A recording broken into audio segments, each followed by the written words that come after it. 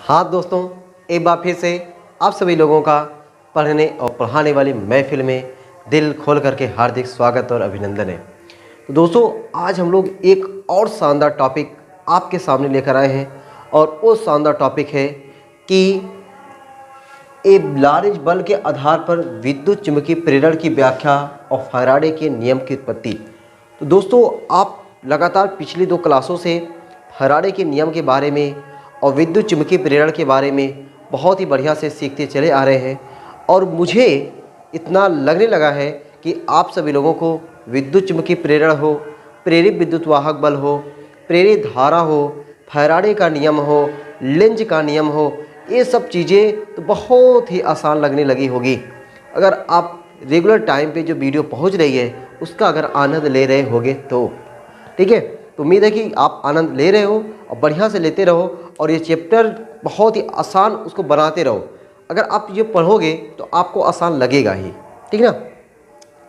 तो जो last class में हमने जो चीज़ें सीखी हुई थी कि एक समान चुंबकीय क्षेत्र में स्थित ऋजुरेखी धारावाही चालक के गतिमान होने पर उसके सिरों के बीच उत्पन्न प्रेरित विद्युत वाहक बल, अगर ये टॉपिक यानी बोले तो पार्ट 6, अगर आप पार्ट 6 देखे हो तो आपको ये वाला पार्ट 7 आपको कोई दिक्कत नहीं होने वाला है।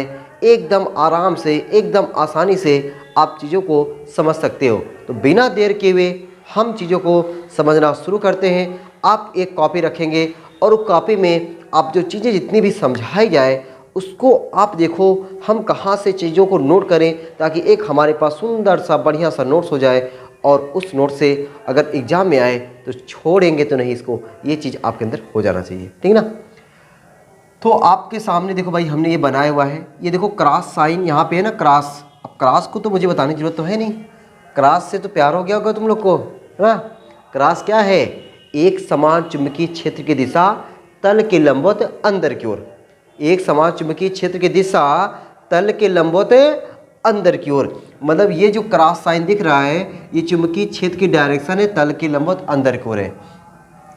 इस एक समान चुंबकीय क्षेत्र में ABCD दिख रहा है ना, ABCD, ये जो ABCD है, ये जो आपको ABCD दिख रहा है ये कोई U आकार का है ना भाई, U आकार का। देखो ध्यान से देखो जरा, देख लो बढ़िया से, U आकार का कोई स्थिर चालक है। मतलब U आकार का कोई स्थिर चालक एक समान चुंबकीय क्षेत्र में स्थिर पड़ा हुआ है ना। U आकार का कोई चालक एक समान चुंबकीय क्षेत्र में स्थिर रखा हुआ है और उस पर ये JK नाम का कोई चालक छड़ या तार है और इस पर बिना घर्षण के आगे पीछे घिसकाया जाता है। ये JK जो चालक छड़ या तार है, इस चालक छड़ या तार को इस U आकार की जो छड़ है जो स्थिर है उस पर इसको क्या किया जा रहा है, आगे पीछे खिसकाया जा रहा है बिना घर्षण के। सोचो जरा, बिना घर्षण के आगे पीछे खिसकाया जाता है, ठीक है ना। अब इतनी तो बातें आपको समझ में आ गई जितना मैंने बताया। अब अगर ये चालक है और ये गति कर रहा है तो चालक के अंदर मुक्त इलेक्ट्रॉन होते हैं। अगर चालक गति करेगा तो जो मुक्त इलेक्ट्रॉन होंगे, मुक्त इलेक्ट्रॉन भी क्या करेंगे, गति करेंगे। और आपको ये अच्छे से पता है कि अगर मुक्त इलेक्ट्रॉन चुंबकीय क्षेत्र में गति करता है, अगर मुक्त इलेक्ट्रॉन चुंबकीय क्षेत्र में गति करता है तो उन मुक्त इलेक्ट्रॉनों पर एक चुंबकीय बल लगता है और उसी चुंबकीय बल को लारेंज बल कहते हैं। तो कहने का मतलब ये हुआ कि यहाँ पे मुक्त इलेक्ट्रॉन गति कर रहा है और इन मुक्त इलेक्ट्रॉनों पर एक लारेंज बल लगेगा और उस लारेंज बल का मान हो जाएगा यह बराबर QVB। अगर ये मुक्त इलेक्ट्रॉन है, मुक्त इलेक्ट्रॉन पे कौन सा आवेश होता है, ऋण आवेश होता है, तो ये जो बल लगेगा नीचे की ओर, तो मुक्त इलेक्ट्रॉनों पर जो बल लगेगा, मुक्त इलेक्ट्रॉन मतलब माइनस हो गया, और इन माइनस पर जो बल लगेगा वह किधर हो जाएगा, नीचे की ओर हो जाता। अगर प्लस होता तो प्लस पर बल किधर लगता है, ऊपर की तरफ लगता है। तो अब बल लगने से क्या होगा जरा मेरी जान यहाँ पे समझना। बल लगने से जितने भी इसके पॉजिटिव चार्ज रहेंगे वो तो बेचारे यहीं पे रह जाएंगे, लेकिन जितने निगेटिव चार्ज रहेंगे जितने ऋण आवेश रहेंगे उन सभी ऋण आवेशों पर ये चुंबकीय बल लगने से सभी ऋण आवेश यहाँ पर आ जाते हैं। तो कहने का मतलब मेरा ये है कि जो ऋण आवेश होते हैं वह जे से के की ओर गति करने लगते हैं। जो ऋण आवेश होते हैं वह जे से के की ओर क्या करने लगते हैं, गति करने लगते हैं। कब? जब इन मुक्त इलेक्ट्रॉनों पर, मुक्त आवेशों पर चुंबकीय बल लगने लगता है तब। और चुंबकीय बल कब लगता है? ये एक समान चुंबकीय क्षेत्र में गति कर रहा है, इसीलिए इस पर चुंबकीय बल लग रहा है। बात में क्लियर हो गई।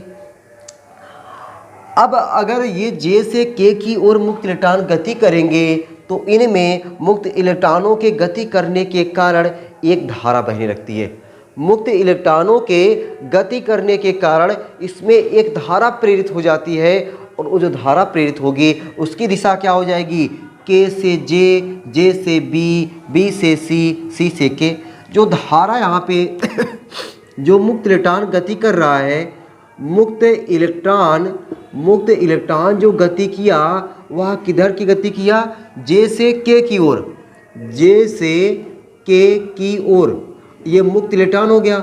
और आपको पता है जो धारा बहती है वह मुक्त इलेक्ट्रॉनों के विपरीत दिशा में, धारा जो होती है मुक्त इलेक्ट्रॉनों के विपरीत दिशा में। तो अब जो धारा यहाँ पे बहेगी मेरे लाल, वह धारा क्या हो जाएगी, वह के से जे, के से जे, जे से बी, जे से बी, बी से सी, सी से के, सी से के की ओर जो धारा बहने लगती है। अब बताओ जरा, अगर कोई ये चालक है और ये चालक चुंबकीय क्षेत्र में रखा हो और इसमें धारा बह रही हो, तो क्या इस पे बल लगेगा कि नहीं लगेगा? एकदम बल लगेगा। और कौन सा बल लगेगा? F बराबर I B L sine theta. F बराबर I B L sine theta यहाँ पे बल लगने वाला है। तो अब इस चालक में धारा बहने लगी। धारा बहने की वजह से इस चालक पर एक बल F बराबर आई बी एल लगता है। F बराबर क्या लगता है? F बराबर आई बी एल लगता है। अब इस आई बी एल जो बल लग रहा है, F लग रहा है, इसकी डायरेक्शन किधर होगी? डायरेक्शन निकालते हैं। डायरेक्शन निकालने के लिए आपको करना क्या है? दाहिने हाथ की हथेली का यूज करना है। क्या करना है? दाहिने हाथ की हथेली का यूज करना है। अरे भैया, दाहिने हाथ की हथेलियाँ इतनी बार बता दिए हैं कि आपको तो एकदम याद हो गया होगा। अब कैसे लगाते हैं दाहिने हाथ की हथेली का नियम? ये अंगुलियाँ, ये फैली हुई अंगुलियाँ चुंबकीय क्षेत्र की दिशा में कर दो, और ये अंगूठा चालक में जो धारा बह रही है उधर कर दो। अगर वेग है ना तो वेगों की दिशा में कर सकते हो। अगले पॉइंट में यही हमने बताया था। तो अब हथेली के लंबवत जो धक्का देने की दिशा होगी वही क्या हो जाएगी? वही आपका चुंबकीय क्षेत्र की ना चुंबकीय बल की दिशा हो जाएगी, है ना। अब देखो चुंबकीय क्षेत्र की दिशा किधर है? अंदर कोर। लो भाई, ये अंदर कोर हो गया। ये अंगूठा किधर होना चाहिए? जो धारा बह रही है, धारा के से जे, के से जे। गजब। धारा ऊपर की दिशा में, अंगूठा हमारा हो गया ऊपर की दिशा में, और ये फैली उंगलियां कहाँ? चुंबकीय क्षेत्र की दिशा में। अब बताओ धक्का किधर लगेगा? ऐसे अगर हम किए हथवा तो धक्का किधर लगेगा? धक्का इधर लगेगा, मतलब बाईं ओर को। चालक गति कर रहा है दाईं ओर को, अब बल लग रहा है बाईं ओर को। गजब, कमाल हो रहा है। ठीक है, हम ले जाना चाहते हैं इसको इधर की तरफ, और बल किधर लग रहा है? इधर की तरफ। इसको मैं नाम देता हूँ F डैश। F डैश बराबर आई बी एल। इसे हमने क्या नाम दे दिया? F dash. F डैश बराबर आई बी एल। अब ये बल किधर लग रहा है? बाईं ओर। हम चालक को गति कराना किधर चाह रहे हैं? दाईं ओर। अब बताओ, तो गति करेगा ये? सवाल उठता है, गति करेगा? एकदम नहीं गति करेगा। अब अगर गति नहीं करेगा तो हमको ज़बरदस्ती तो गति कराना है, क्योंकि हमने तो मूड बना के चले ना कि हमको चालक को क्या करना है? चुंबकीय क्षेत्र की दिशा में, या फिर चुंबकीय क्षेत्र अंदर की दिशा में है, हमें चुंबकीय क्षेत्र के लंबवत दाईं ओर गति कराना है। चुंबकीय क्षेत्र के लंबवत दाईं ओर गति कराना है, और इधर गति की बल किधर लग रहा है? बाईं ओर। तो करते क्या है कि जितना यहाँ पे बल लग रहा है ना, F डैश बराबर I B L. I B L का विपरीत। अगर देखो भाई, इसे मान चलो कि ये हमारा, इस पे मैं बल ऐसे लगा रहा हूँ, ये बल अगर प्लस में है तो इसका उल्टा माइनस में हो जाएगा। जितना बल, जैसे ये है, ये अगर मान चलो ये वस्तु है, इस पे 5 न्यूटन का बल ऐसे प्लस में हुआ, तो इधर की तरफ अगर लगा दोगे हो जाएगा -5 न्यूटन। ठीक ना। अगर 5 न्यूटन इधर प्लस में इधर लगा दो, ऐसे हो जाएगा -5 न्यूटन। तो ये दोनों बल आपस में क्या हो जाएंगे, निरस्त हो जाएंगे, गायब हो जाएंगे, खत्म हो जाएंगे। तो हमें इस बल को क्या करना है, निरस्त करना है। अगर इस बल को निरस्त करना है तो हमें बल किधर लगाना पड़ेगा, बल किधर लगाना पड़ेगा। तो अब आपका जवाब आएगा, बल हमें सर दाईं ओर को लगाएं, दाईं ओर को। देखो इधर हम बल लगा देते हैं, इधर अब बल लगाया जाता है कितना, या की जगह पे आप लिख सकते हैं -IBL। तो यहाँ पे यह बराबर माइनस IBL हम बल लगाते हैं। अब ये बल और ये बल आपस में निरस्त हो जाते हैं। ये हमारा v वेग से गति कर ही रहा था, ठीक है, ये हमारा v वेग से तो गति कर ही रहा है। तो अब ये जो चालक या छड़ या तार है, ये जो चालक छड़ या जो तार है, यह डेल्टा t समय में डेल्टा x दूरी तय कर लेता है। डेल्टा t समय में यहाँ से यहाँ तक डेल्टा x की दूरी तय कर लेता है। अब अगर डेल्टा x की दूरी तय करता है तो उसमें कौन सा बल सहायक हुआ, उसमें ये वाला बल सहायक हुआ। ये वाला तो बल इसको इधर ले जा रहा था ना, ये वाला बल सहायक हुआ। तो अब यहाँ से यहाँ तक ले जाने में कितना कार्य किया गया, कितना कार्य किया गया। और आपको पता है कार्य की परिभाषा होती है बल गुणे बल की दिशा में विस्थापन, बल गुणे बल की दिशा में विस्थापन। तो आप लोग भाई इसकी थ्योरी जो है, जो मैंने समझाया हुआ है, वहाँ से आपको थ्योरी लिखनी है। एक बार मैं थ्योरी के लिए बोल दे रहा हूँ ताकि अगर आप ना लिख पाए हो तो आपको सुन करके थ्योरी को लिख देना है। क्या लिखो भाई, अभी तो हमने पूरा अच्छे से समझाया है, अब वही जो समझाए हैं उसी में से कुछ छाट छोड़ करके हमको क्या लिख देना है, थ्योरी को लिख देना है, ठीक है। इतनी चीज़ समझे हो ना, अगर समझ में आ गया होगा थ्योरी अपने आप लिखाएगी, ठीक है, अपने आप लिखाएगी। देखो जरा कैसे, माना एक समान चुंबकीय क्षेत्र कैपिटल B जिसकी दिशा कागज के तल के लंबवत अंदर की ओर है। थोड़ा आराम से बोल रहा हूँ, अगली बार में मैंने वीडियो में थोड़ा तेज़ से बोल दिया था, कुछ लोगों की शिकायत आई थी ना कि सर जब लिखने वाला बोला करें थोड़ा आराम से। चलो भाई, मैंने आपके आदेश को सराखों पे रखा और आपके सामने उसको आराम से बोलने का प्रयास कर रहा हूँ। माना एक समान चुंबकीय क्षेत्र B जिसकी दिशा कागज के तल के लंबवत अंदर की ओर है, में एक U आकार की चालक छड़ स्थिर रखी हुई है, और इस पर एक चालक छड़ या तार जे के बिना घर्षण के, कैसे, बिना घर्षण के आगे पीछे खिसकाई जाती है, बिना घर्षण के आगे पीछे खिसकाई जाती है। इतना तो हो गया। अब उस लाइन को छोड़ देना, लाइन को छोड़ करके क्या लिख दोगे कि चालक के मुक्त इलेक्ट्रॉनों पर या चालक के मुक्त इलेक्ट्रॉन के गति करने के कारण, चालक के मुक्त इलेक्ट्रॉन के गति करने के कारण इस पर एक चुंबकीय बल Fm बराबर QVB आरोपित होता है, ठीक ना। ये Fm बराबर QVB लग गया, जिसके कारण इसके मुक्त इलेक्ट्रॉन J से K की ओर गतिमान हो जाते हैं, जिसके कारण इसके मुक्त इलेक्ट्रॉन J से K की ओर गतिमान हो जाते हैं, जिससे इस चालक में एक धारा K से J, J से B, B से C, C से K की ओर बहने लगती है, जिससे एक धारा J से K, K से J, J से B, B से C, C से K की ओर बहने लगती है। इस धारा के बहने से इस चालक पर इसके बाईं ओर F डैश बराबर IBL आरोपित हो जाता है। इस बल को निरस्त करने के लिए, है ना, इस बल को निरस्त करने के लिए इसके दाईं ओर F बराबर -IBL आरोपित किया जाता है। इतनी तो आप थ्योरी लिख सकते हो। आगे अब उस लाइन को छोड़ करके अब डेरिवेशन के लिए, यह चालक क्षण जे के डेल्टा टी समय में अत्यंत सूक्ष्म विस्थापन डेल्टा यक्स दूरी तय करता है। यदि यह चालक क्षण जे के डेल्टा टी समय में डेल्टा यक्स दूरी या डेल्टा यक्स अत्यंत सूक्ष्म दूरी तय करता है तब किया गया कार्य।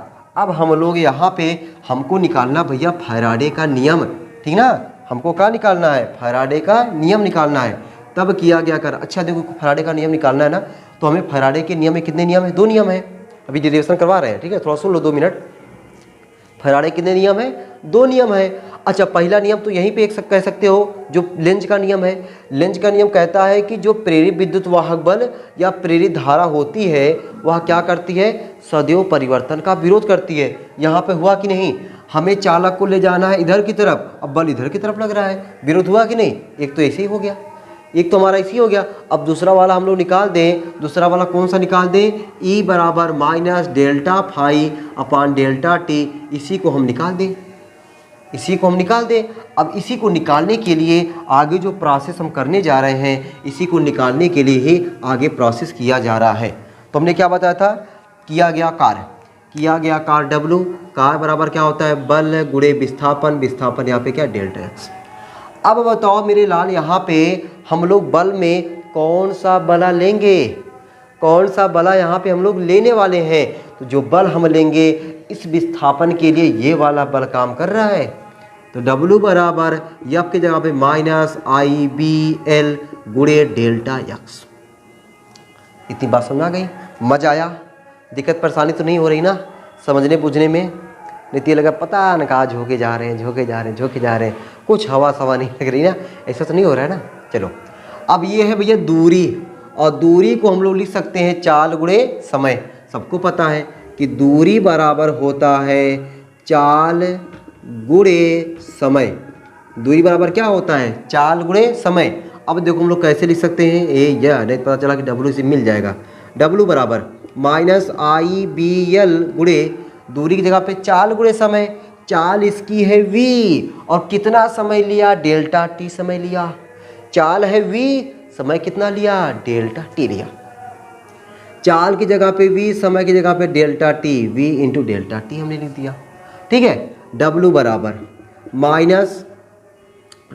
हमने क्या लिख दिया? माइनस IBL साथ में लिख दे, IBL साथ में तो है ही है, V इंटू डेल्टा टी। अब हमको बना देना है E, तो E बनाने के लिए भाई हमको क्या चाहिए? E बराबर होता है W अपान क्यू। E बराबर W अपान क्यू। तो हमें क्यों चाहिए? देखो, मैं यहाँ पे आपको रट्टा कराने की कोशिश नहीं कर रहा हूँ कि ताकि आप ये सोचो कि इसके बाद हमें करना क्या है, ये चीज़ आपको थोड़ा माइंड में आना चाहिए ना। हमें E चाहिए, और E बोले या इसी को मैं कैपिटल V बोलो, दोनों बात एक ही है। कैपिटल V बराबर W अपान क्यू चाहिए, यानी हमें W तो दिख रहा है, अब नीचे क्यों चाहिए? तो पहले क्यों यहाँ बनेगा तब नीचवा भेजेंगे, तो क्यों बनाते हैं। अब क्यों बनाने के लिए I इंटू टी को अगर मैं 7 कर दूँ तुम्हारा T बन जाएगा। देखो I अपनी जगह पे I इंटू डेल्टा टी, अब क्या बचा? VBL। अब आपको कैसे पता चलेगा कि ये क्यों है? कैसे? देखो भाई, हम लोग पढ़े हैं विद्युत धारा यानी आवेश के प्रवाह की दर विद्युत धारा कहलाती है। कहलाती कि नहीं? एकदम कहलाती है। आवेश के प्रवाह की दर तो विद्युत धारा है, आवेश के प्रवाह की दर।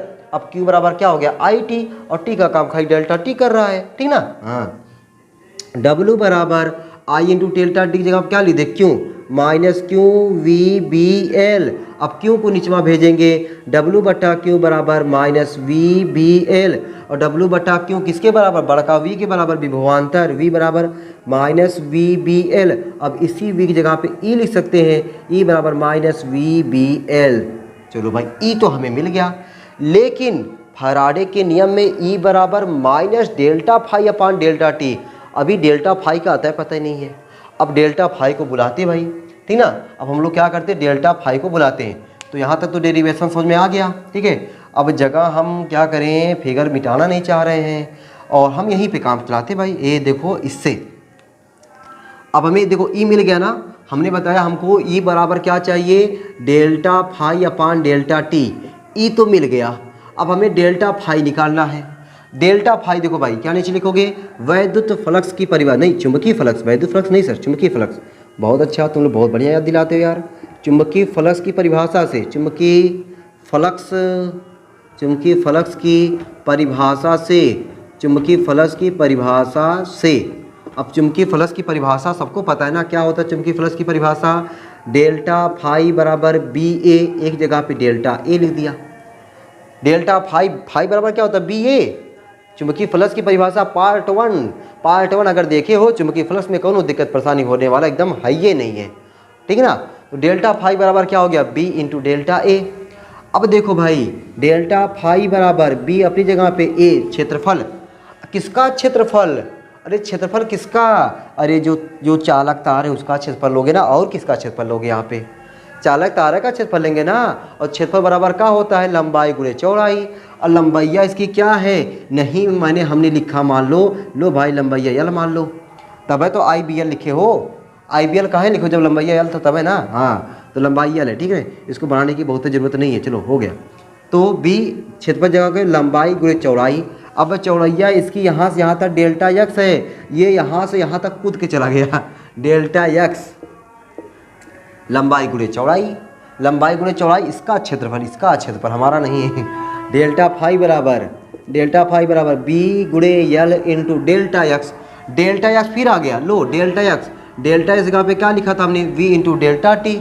अरे भैया दूरी बराबर चाल गुणे समय, दूरी यहाँ पे डेल्टा यक्स, चाल क्या है वी, समय क्या है डेल्टा टी। बताओ भाई डेल्टा यक्स की जगह पे वी इंटू डेल्टा टी ठोक सकते हैं कि नहीं, एकदम ठोक सकते हैं। देखो वी इंटू डेल्टा टी, ठीक है।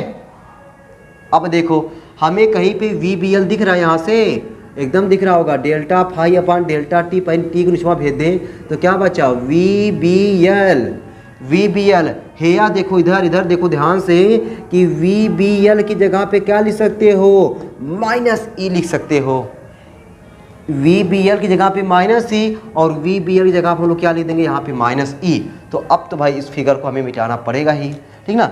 छोटा मोटा डेरिवेशन और बचा हुआ है, लेकिन इसके लिए एक बार मैं साइड हो गया हूँ, एक बार देख लो भाई आपको दिख रहा है कि नहीं बढ़िया से, तेरे की दबा के दिख रहा है यार तुम लोग को। तो चलो मिटा देना इसको, ये देखो मिटा दे रहा हूँ, फिगर मिटा दे रहा हूँ ना, या इसको मिटा दें।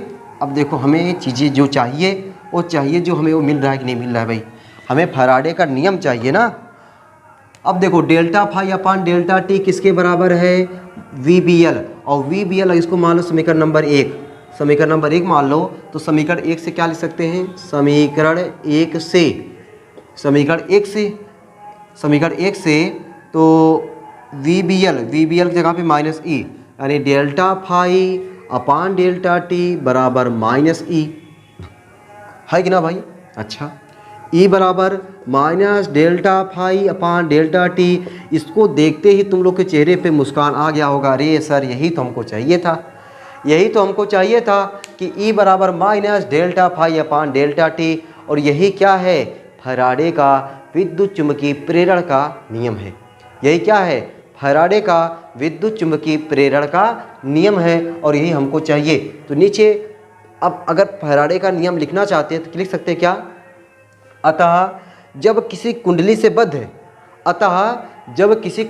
बद्ध चुंबकीय फ्लक्स के मान में परिवर्तन होता है, जब किसी कुंडली से बद्ध चुंबकीय फ्लक्स के मान में परिवर्तन होता है तो क्या होता है, एक प्रेरित विद्युत वाहक बल उत्पन्न होता है, जिसका परिमाण चुंबकीय फ्लक्स के परिवर्तन की दर के ऋणात्मक मान के बराबर होता है, जिसका परिमाण चुंबकीय फ्लक्स के परिवर्तन की दर के ऋणात्मक मान के बराबर होता है।